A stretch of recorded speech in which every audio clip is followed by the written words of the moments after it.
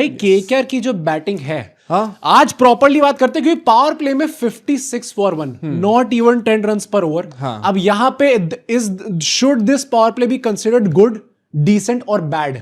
नहीं, I think it was decent considering कि pitch पे आप खेल रहे थे और पहले बैटिंग कर रहे थे। आई कैन अंडरस्टैंड कि क्योंकि ड्राइनेस काफी थी पिच के अंदर, मिडिल ओवर्स में दोनों ही इनिंग में फंसते हुए दिखे थे लोग। तो I won't say it was that bad, but Finn Allen sir, सुनो आपकी हाइप बहुत हुई है।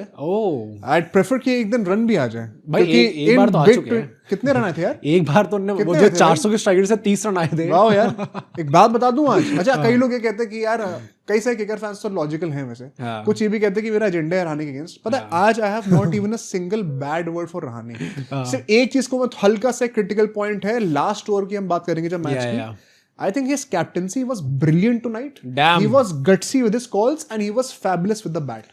आज रहाणे को ना पूरी प्रेस करना बनता है, and I don't want anyone to criticize Rahane tonight. Damn भाई साहब, ये तो big statement coming from you यार, especially. जब बंदा अच्छा करेगा मैं क्रेडिट दूंगा भाई। तो आपको मतलब जो भी लगे कि मैं किसी के अगेंस्ट हूँ, कि फलाने के, रोहित के अगेंस्ट हूँ, कोहली के, भाई जो अच्छा करेगा उसे तारीफ करूंगा। रहाणे साहब को भी समझना चाहिए भाई ये चीज, वरना वो तो ओपनली आके कह देते हैं कि मेरे अगेंस्ट तो एजेंडा चल रहा है भाई अब यहाँ पे। It's not like that sir, जब अच्छा होगा तब। कॉल किया था मुझे, अच्छा बोला था कि भाई तेरे लिए it's not you man, come on. तो गुस्सा क्यों रहा है? तेरे लिए नहीं है वो। इनफैक्ट बात कर रहे थे रानी जी, आपने ऐसे कैसे बोल दिया है? Was this a shot at chase masters?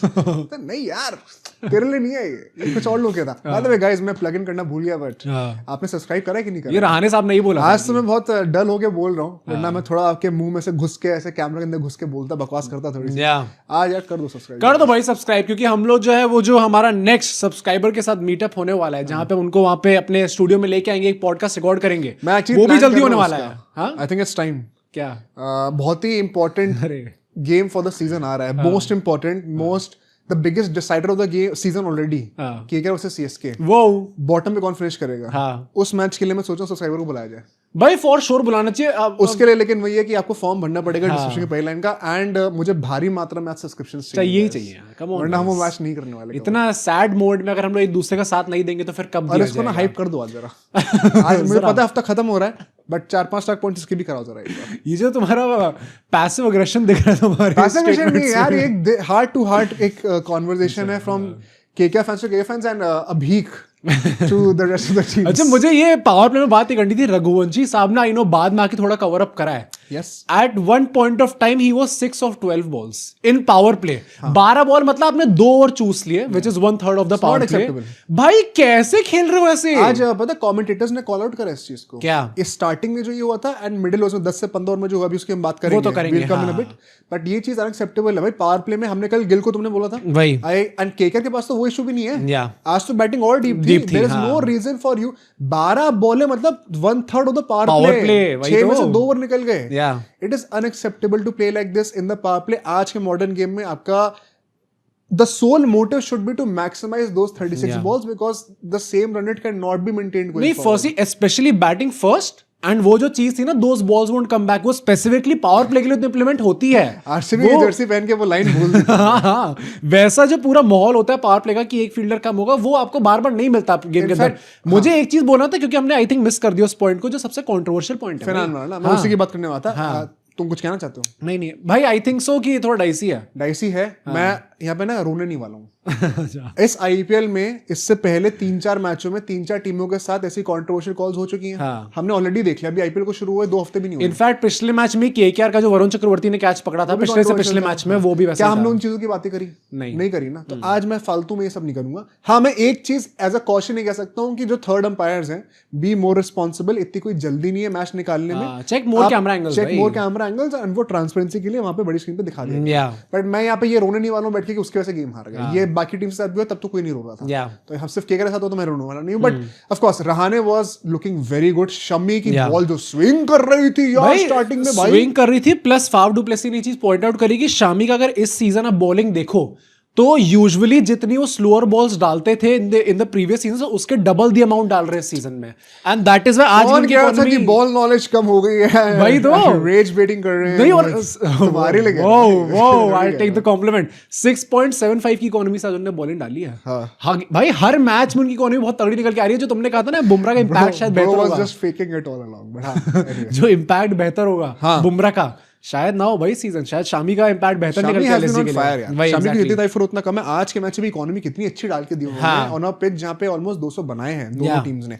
In fact मैं उसके बाद आगे बढ़ना चाहता हूं क्योंकि रघुवंशी ने आवेश को थोड़ा सा डिसमेंटल करना शुरू करा and Rahane and Raghuvanshi were going quite good. 10 over तक आते-आते 98 रन चुके थे। गुड रिकवरी करी थी उन्होंने, अच्छी रिकवरी थी and then we see 2 quick wickets falling with the spinners in the middle. Digvesh और सिद्धार्थ दोनों ने आज जो बॉलिंग करी है with great economies, crucial wickets पहले रहाणे निकलते हैं।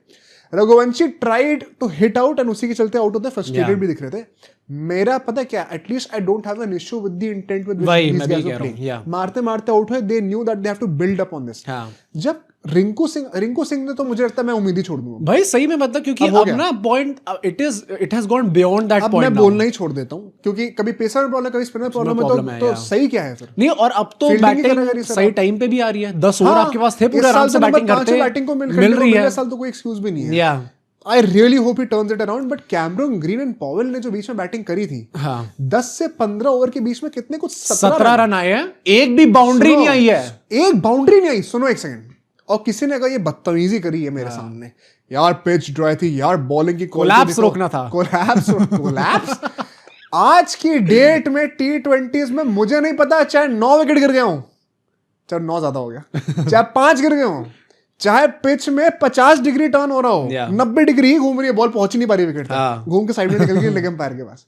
ये 17 रन एक्सेप्टेबल नहीं है भाई, प्लीज डोंट जस्टिफाई दिस भाई, बिल्कुल भी नहीं हो सकता। ये बहुत ही गंदी परफॉर्मेंस थी। नहीं, और मतलब मेरा जो सबसे सरप्राइजिंग पॉइंट था यही था कि how is it even possible that in the modern game, I don't even remember ये चीज मैंने लास्ट किस मैच में देखी, कितने साल पहले देखी थी, एक बाउंड्री ना आना, 5 ओवर निकल गए, 1/4 ऑफ योर बैटिंग पूरी इनिंग्स निकल गई है, आपका एक बाउंड्री नहीं आ पाई उसमें। और उसके जस्ट बाद 16वें ओवर में पॉवेल ने आदमी छक्के चौके लगा मारे थे, और उस टाइम पे पता फैफ डु प्लेसिस वगैरह लोग कमेंट्री में थे, और ये लोग कहते इट इज वेरी बैफलिंग कि किस इंटेंट से खेल रहे दोनों प्लेयर्स। अभी एकदम से चौके छक्के आने शुरू हो गए। ऐसा तो नहीं हो कि भगवान ने कहा अच्छा 15 ओवर का टाइम हो गया क्या, अच्छा घड़ी में 12 बज गए, चलो अब तुरंत के तुरंत ऊपर से ड्यू बरसाओ, तुरंत के तुरंत पिच को फ्लैट कर दो, अगली ही बॉल से एकदम से कंडीशन चेंज हो गई। It was a mental shift कि we have to be more aggressive because time is running out.